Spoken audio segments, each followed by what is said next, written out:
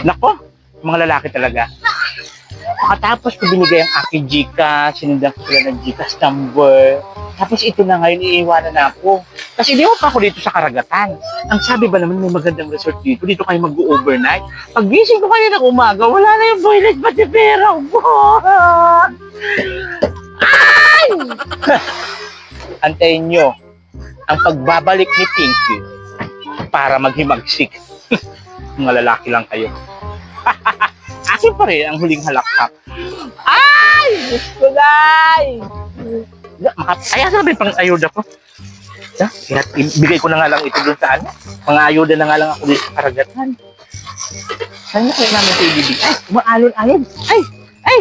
Diyos ko, doon pa ako sa kabilang isla. Doon pa ako magbibigay nitong ayuda ko. Umaalon-alon. Ay, ano na tayo? Nga po, no? Dahil iniwan ako dito ng boylet ko, na mag-ayuda na lang ako dito. Dito daw ito nakatira si Dayan, eh. So, pupuntahan natin, no? Para ibigay itong ating ayuda. So, ayan po yung mga kabayan, no? At syempre, nandito na naman tayo. Nandito naman yung lingkod, si Pink here, na kung saan nandito tayo sa karagatan ng Mount Arayat. Mount Arayat na naman. No? Kung saan magbibigay po tayo ng ating ayuda dito po kala Dayan, sa nanay niya. So sa balita po, silang dalawa lang magkasama sa bahay. So ngayon titignan natin kung anong sitwasyon nilang dalawa.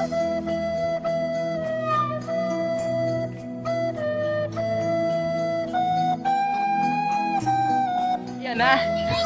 Bugura na tayo doon. Ang hirap talaga maghanap buhay para sa ekonomiya. Wala akong nakitang isda sa laot. Ito lang nakita ko, bigas. Para ipamigay natin doon. Ay, naku, ang hirap talaga doon sa laot. Buti na lang talaga nakapunta na ako dito sa kalupaan. Ay, si Papa Jero, ba't nandito ka? Walang hiya ka? Ba't nandito ka? Ang ginagawa mo dito? Kaya ako na maglaot. Wala man akong nakitang isda. Nakita kong bigas, saka itong mga noodles, Reginas. Para kanino? Idadala ko yung kala Dayan. Saan bang bahay dito nila, Dayan? Ha? Sa kagubatan pa. Ay, ganun. Kung nag-leg na ako ng ilang araw. Hanapin Ilang mo buwan. pa si- Tapos dito maglalakad na naman ako ng ilang buwan. Hanapin mo pa si Tarzan. Ay, ganun. O tara na, samahan mo nga ako doon. Santar-santar na yan. Go. Gugura na tayo. Ang ganda mo ngayon ah. Siyempre! Ang laki ng tiyan mo ah. Yes! Ay, hello po! Ay, magandang araw po.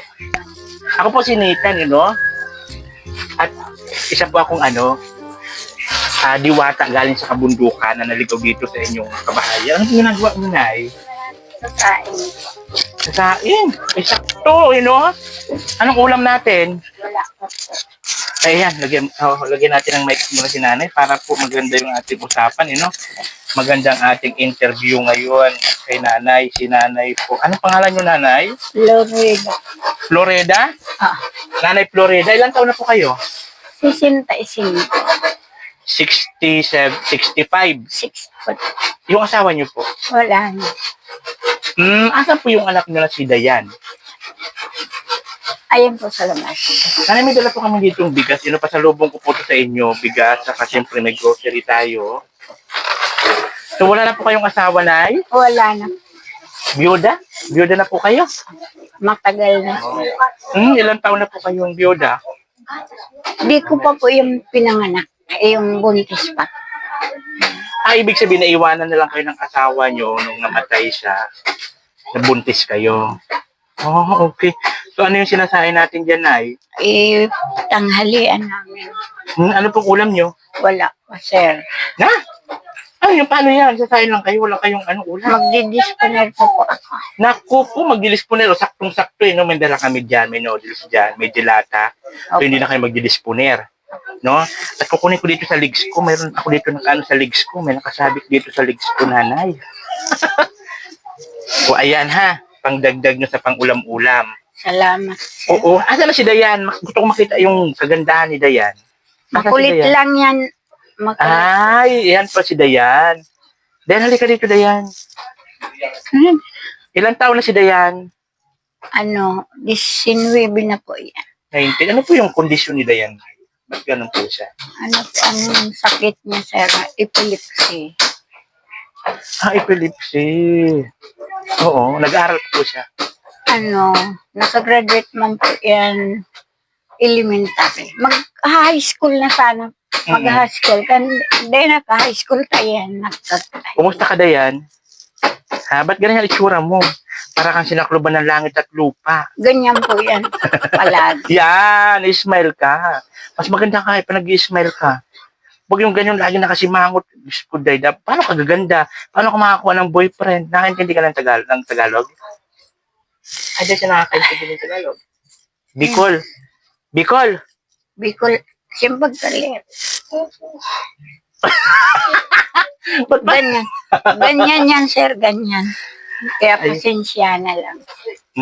Okay. So, Nanay, kaya naman kami nandito, para po ipakita yung sitwasyon nyo. Baka sakali po sa mga viewers namin may makakita, tumulong. Kasi, mag-isa lang po kayo lang pinaghanap buhay para kay Dayan. Ano po yung pinagkakakitaan nyo sa araw-araw? Naglalaba ako, sir. Minsan, wala. Naghihintay lang po akong magpunta dito sa akin. Pag wala po, sir, sobrang talaga, sir, pag-kiyos. Diyos Maria Joseph, huwag kayong umiyak na kasi ganun talaga ang buhay, no? Sumalay mo sa itong ganitong ginagawa namin pagbablog, mayroong makakita, tumulong. So kung sakali man po may makakita, ano po yung mensahe nyo sa mga viewers natin, o ano po yung hiling nyo, wish nyo, ano po ba? Meron po kayong hihilingin, wish? Lalaki, gusto nyo? Ayan na. Huwag ka na umiyak ka, pinapatawa lang kita. So siguro ay ramdam ko po yung yung hirap niya sa buhay. Ilang taon na po kayo byuda? Matagal na, sir. Simula nun, di na kayo naghanap ng tao. Hindi na. Kasi simula nun, ikaw na lang talaga nagbuhay para kay Dayan. Nagtaguyod po. Pero paano yung pag walang labada? Wala, tios po kami, sir. Wala. Maghuli-huli ng isda sa laot. Wala po kaming So napapayak si Nanay, So ramdam po kasi natin mga kabayan kung gaano po kahirap yung pinagdadaanan ni Nanay bilang isang single mother po dito kay Dayan. Tapos si Dayan po mayroong pang sakit. May epilepsy. May epilepsy po siya. Kagabi nga, sir, at para atake yan. Naku po. Kaya ganyan naman ang sutasyon niya. Nagulat ako. Akala ko atak. Okay. So hindi naman po siya madalas sinatake. Ay, madalas, sir, kahit araw, Oo. inaatake talaga. Nakakagulat naman. So anong ginagawa niyo pag inaatake siya? Hindi, ginaganyan ko lang po yung ulo niya. Naaanuhan naman kaagad siya. Mas-masan din. Ayun. So ngayon, sakto-sakto ito na wala kayong pagkain. Yan po, meron kami. So pagpasensya nyo na po ito na Kasi kung mayroon po ulit magbigay sa amin, so babalikan ulit namin kayo.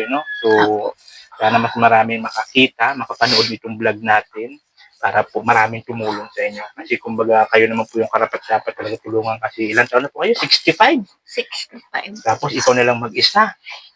Maghanap buhay kay Dayan, naglalabandera. Pag wala rin. Wala.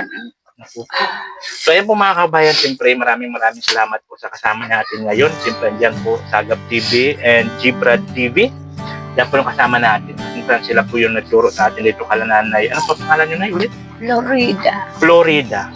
Yan, si Nanay Florida po, single parent. Kung saan may anak po siya na isang babae na mayroon pong problema, mayroong epilepsy.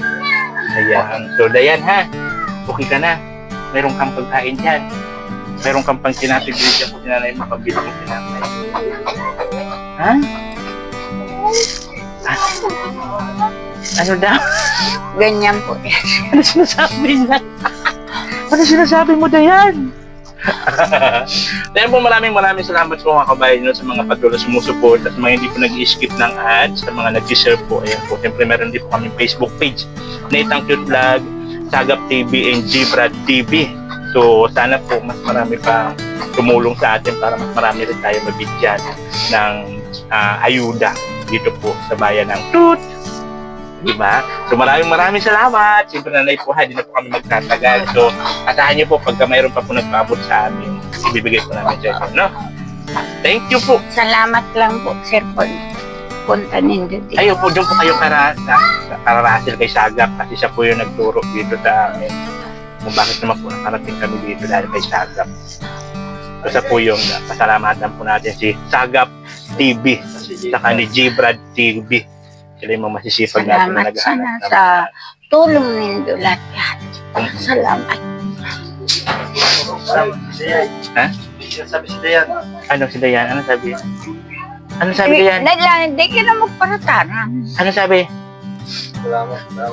Kahit na walang-wala sa may bigay sa atin. Walang problema yan. Siyempre. So, ayan po. Siguro na tayo. At kami pa babalik pa ako sa Laos eh. Ilang buwan pa ako magbabangka-bangka tapos akit pa ko ulit sa bundukan. No, tara, siguro na tayo. Salamat. Ay ano ba to? Hindi na to umaapoy. Walang apoy para tayo makakaluto dito nanay. Anong oras na? Gutom ng dalagan nyo. Yan, ba't wala na itong apoy? Diyos ko, nakugutom na tayo. Anong oras na? Yan ang pinakaharap dito kay nanay. Alam niyo ba si nanay, pag may kasismisan talaga yan, anong oras na, di pa nakakapagsaing kasi ano pa sa kapitbahay, puros kasismisan. Nakugutom na ako. Ayan na.